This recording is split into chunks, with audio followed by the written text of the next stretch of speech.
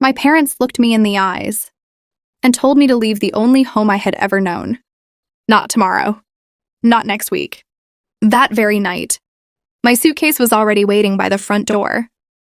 They didn't even ask if I had somewhere to sleep. As I stood outside in the freezing rain, my mother quietly closed the curtains.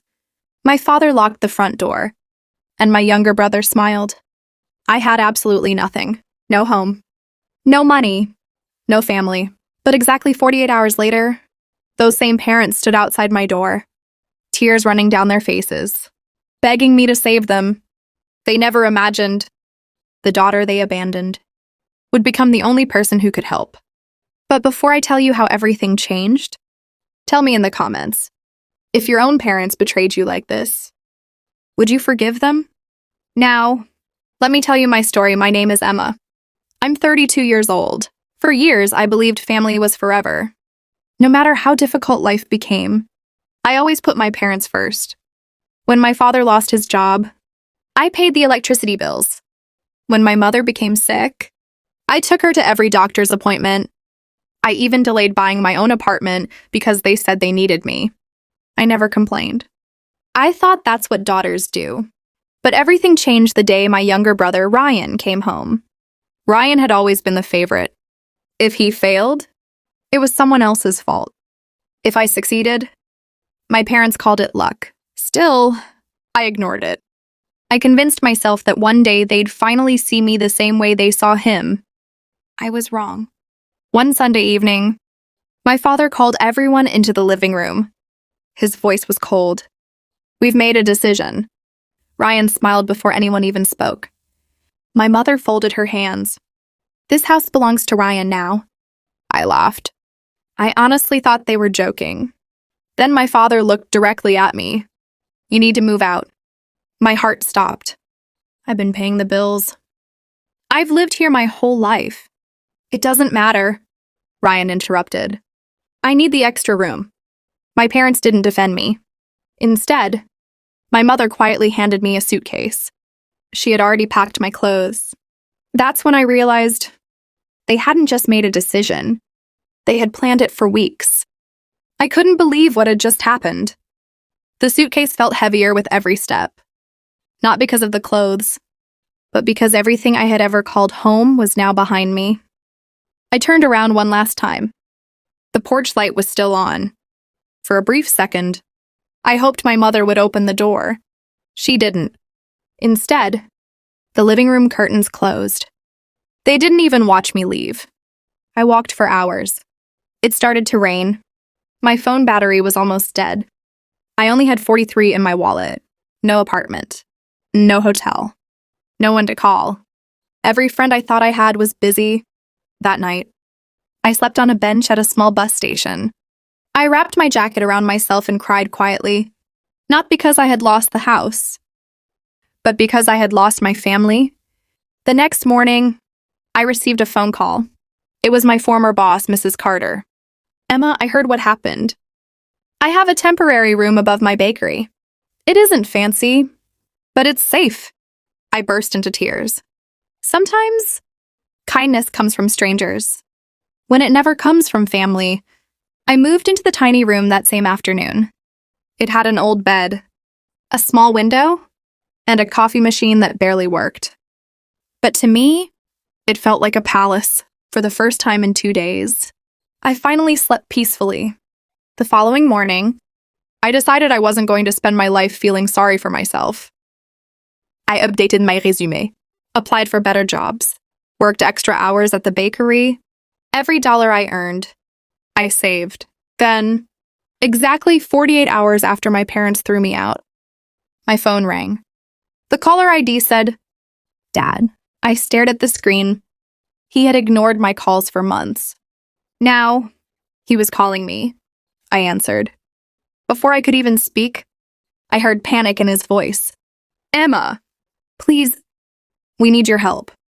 My parents left me homeless. 2 days later, they needed my help. My father's voice was shaking. "Emma, please come home. We've made a terrible mistake." I stood frozen. Just 48 hours earlier, I had stood outside that same house, begging them to let me stay. Now, they were begging me. I took a deep breath. What happened? There was silence. Then my father whispered, "Ryan is gone." I frowned. What do you mean? He emptied our bank accounts, took the house documents, and disappeared. My heart sank. I couldn't believe it. The same son they had trusted with everything had abandoned them. An hour later, I drove back to the house. For the first time, I wasn't returning as their daughter. I was returning as a stranger. The front door was open. Inside, the living room was almost empty. The expensive television was gone. The antique clock my grandfather had built. Gone. Even my mother's jewelry box. Gone. My mother sat on the couch, crying quietly. The moment she saw me, she stood up. "I'm so sorry, Emma. I should have believed in you." I didn't answer. I simply looked around the room. The home that once felt warm now felt cold and empty. My father handed me a letter. The bank sent this. I opened it. The mortgage hadn't been paid. Ryan had secretly borrowed money against the house using forged documents. The bank had started foreclosure proceedings. They had only 72 hours to repay the debt, or the house would be auctioned. My father looked at me with tears in his eyes. "We don't know what to do. We have nowhere else to go?" I looked at both of them. Just 2 days ago, those same people had told me, "You need to leave." Now, life had turned the tables. For a moment, I remembered sleeping on that cold bus station bench. I remembered the rain, the loneliness, the betrayal. Part of me wanted to walk away. But another part, the part my grandmother had raised, couldn't ignore people in pain, even if they had hurt me. I quietly asked, "How much do you owe?" My father lowered his head. $186,000. The room fell silent. My mother whispered, "We know it's impossible. We're not asking you to pay it. We're only asking if you can forgive us." I looked out the window. Then I reached into my handbag, pulled out a blue folder, and placed it on the table. My father stared at it. "What is this?" I smiled softly. "The reason I came back." He slowly opened the folder. His eyes grew wide. His hands began to tremble. Inside was something he never expected to see. The room was silent. My father slowly opened the blue folder. Inside, there was a single document. He looked at the first page, then back at me. His hands began to shake. "Emma, you bought this?" I nodded. 6 months before my parents threw me out, I had quietly invested in a small software company where I worked. Last month, the company had been acquired by a larger corporation.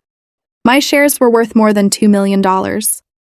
I never told anyone, not because I wanted to hide it, but because I never believed money should define a person's worth. My father sat down. He covered his face with both hands. "We treated you like you were worth nothing. And all this time, you were the strongest one in our family." My mother walked toward me. Tears streamed down her face. "I'm ashamed of what we did. We chose your brother when we should have stood by both of our children." I gently held her hand. "The pain you caused me, I'll never forget. But I don't want to spend the rest of my life carrying anger." The next morning, I met with the bank manager. After reviewing every document, I paid off the mortgage. The foreclosure was canceled. The house was safe. When we walked outside, my father stopped me. "Emma, we can't accept this." I smiled. "You already have." "I didn't save the house because you deserved it. I saved it because I didn't want to become the kind of person who lets bitterness decide their future." Weeks passed. My parents sold many expensive things they no longer needed. They repaid part of what I had spent, not because I asked them to, but because they wanted to rebuild trust. Ryan was eventually found. He admitted everything. He apologized. But he also accepted responsibility for his actions. My parents didn't make excuses for him anymore. For the first time, they held him accountable. one Sunday afternoon. Our family gathered for dinner. My father stood up. He held an old photograph of me as a little girl. His voice cracked. For years, I believed success meant giving everything to the child who demanded the most. I was wrong. The strongest child was the one who never stopped giving. He turned to me. I'm proud of you, Emma. I should have said those words years ago. I smiled through tears. It isn't too late. As the evening came to an end, I walked onto the front porch. The same porch where I had once stood with a suitcase, feeling unwanted. Now, my parents stood beside me, not because I had become wealthy, but because they had finally learned the value of love over favoritism. My mother hugged me tightly. I thought we had lost our daughter. I smiled. You almost did. But families aren't healed by pretending the pain never happened. They're healed when someone is brave enough to forgive, and everyone else is brave enough to change. As the sun disappeared beyond the trees, I looked at the house one last time. It wasn't the walls that made it a home. It wasn't the roof. It wasn't the money. A home is built by the people inside it.